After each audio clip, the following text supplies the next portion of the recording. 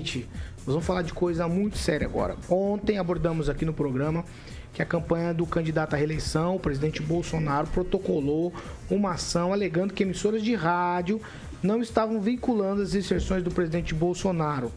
Estavam vinculando mais inserções de Lula que a de Bolsonaro, inclusive. Aí, o presidente do TSE, ministro Alexandre de Moraes, pediu um relatório sério. Ele queria um relatório sério.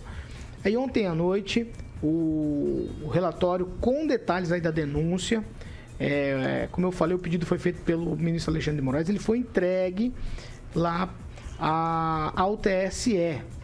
Vamos seguir aqui para detalhar algumas coisas para vocês agora. A auditoria anexada ao pedido do processo administrativo da coordenação de campanha do presidente Bolsonaro para apurar as 154 mil sessões de rádio a menos que a do presidente Lula, detalha a metodologia utilizada pela empresa Audiência.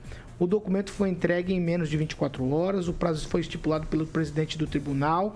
O documento foi assinado por Anacleto Ângelo Ortigara, que é doutor em engenharia de produção pela Universidade Federal de Santa Catarina. E ele afirma que, vou abrir aspas aqui para ele, que há fidedignidade dos dados citados, bem como de todas as formas de operação da empresa Audiência Brasil, tecnologia limitada, e podem ser demonstradas a qualquer tempo às autoridades competentes. De acordo com a descrição da metodologia, a Audiência criou um algoritmo, um código que captura áudios emitidos em tempo real pelo streaming público das emissoras, transformando-os em dados binários. Esses arquivos binários são processados e comparados com o áudio cadastrado no banco de dados da plataforma de espelhamento. A armazenagem em banco de dados também foi disponibilizada lá para o TSE. Aí o que eu quero que chama a atenção aqui é que a gente trabalha em rádio e a nossa emissora ela é auditada pela Crowley, a primeira rádio do Paraná a ser auditada pela Crowley, inclusive. O que chama a atenção, e eu preciso frisar isso aqui, é que esse algoritmo está capturando o áudio que é emitido pelo streaming das rádios. E as rádios não são obrigadas a passar o horário eleitoral no streaming, na internet. Elas são obrigadas a passar o horário eleitoral na programação normal da rádio. No streaming, não. Então, há aqui uma coisa questionável. Eu não estou colocando em xeque a auditoria. Eu só estou dizendo que há aqui uma incógnita para a gente fazer uma análise mais criteriosa. E eu já vou tocar para os meus amigos, Agnaldo Vieira, inclusive, que já foi programador, sabe do que estou dizendo. Quando uma rádio é auditada, por exemplo, pela Crowley, você pode ir lá e pedir tudo que foi ao ar, né? Não na internet, no streaming. Mas o ministro Fábio Faria, ontem eu disse isso, né? Poderia ter solicitado em alguns programas, né, de rádio, hoje é tudo digital, é feito pelo computador, a programação. Em alguns programas é chamado censura, que é a gravação de toda a programação da rádio, né? Ali ele teria... e fica difícil com essa gravação de programação fazer alguma adulteração, né? A pessoa, para fazer essa adulteração, ela teria que mudar toda a programação, e isso fica registrado no computador também. Isso não é fácil, não. Isso sim poderia ser detectado por uma auditoria se houve adulteração, né? Por exemplo, a rádio em questão não colocou as veiculações das publicidades do presidente Bolsonaro, e depois alguém pediu essa programação, eles foram lá e colocaram o código dizendo que foi veiculado, né? Então isso é detectável se houve essa alteração na programação.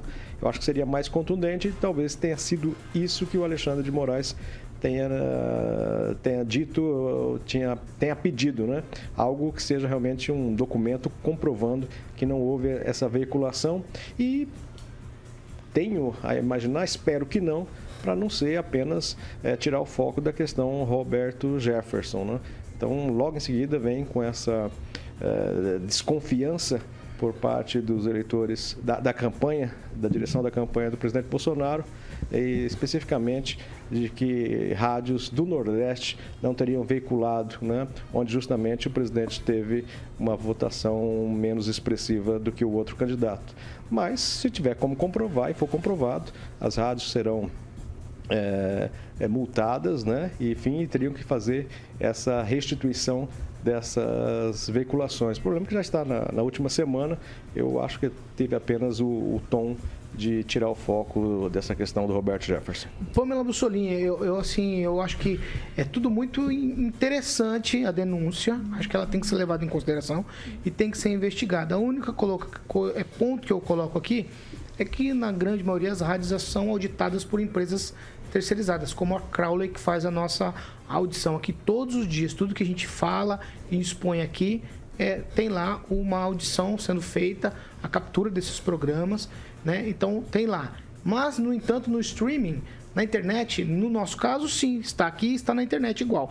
Mas existem rádios que, no programa eleitoral, por exemplo, não têm a obrigação de passar. É a única ressalva que faço aqui quanto a essa denúncia. Então, Paulo, mas, por exemplo, essa empresa que faz a auditoria das rádios, aí é contratada pelas rádios, né? Não pelas campanhas, por exemplo. Isso. Então, e outra coisa que eu gostaria aqui de fazer essa troca com você. Por mais que tenha sido rastreado pelo streaming, então, mesmo assim, né? Porque o Lula teve, mesmo no streaming, então, um número bem maior de inserções do que o Bolsonaro. Você vê lá, eu vi um pedaço do relatório, pelo menos, e lá tem alguns nomes de rádio, dias e períodos. Isso. E lá o link foi disponibilizado com todas essas capturas para o TSE. Então, e está disponível para qualquer um lá no site. Então, tá lá, assim, bem dispareado, né, em algumas situações. O Bolsonaro, por exemplo, com 100 e poucas inserções, o Lula com 200 e poucas, sendo que deveria ser igual, gente. Segundo turno é assim, tem que ser igual para os dois. Então, é preocupante, sim, essa denúncia. Não penso, não, Aguinaldo, que seja para tirar a questão do Roberto Jefferson de cena, porque nós estamos na última semana, foi uma auditoria que está sendo feita no segundo turno, tá, gente? Não foi feito no primeiro, então por isso vem esse relatório agora. Agora, uma coisa que eu gostaria de destacar aqui.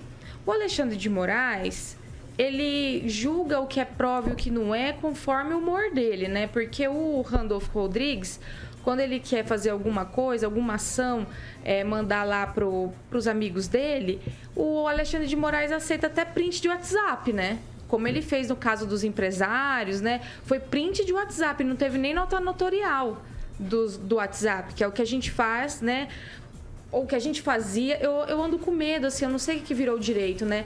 No meu tempo, né, vou começar a falar assim, quando a gente tinha que fazer uma prova de conversas de celular, a gente tinha que fazer uma nota notorial para aquela prova ser considerada. Mas o Randolph não, ele tira um print de WhatsApp, manda pro amigo Alexandre de Moraes e ele já aceita como prova, né? Ele se baseia, inclusive, em notícia de jornal, né? Notícia, sim, artigo até de opinião, como foi no caso da Patrícia Campos Melo, o pessoal também lá aceitou para abrir a ação, para dar sequência na ação, uma matéria dela que tem mais a opinião dela ali do que qualquer coisa. Então agora a pessoa vem com uma denúncia e ele fala que não é séria. Vem com um relatório e daqui a pouco vai começar a falar do KNAI, da empresa, do não sei o quê. Então, eu não sei, né? Esse 2 pesos e 2 medidas, realmente a balancinha do direito está quebrada, sabe? Para algum lado.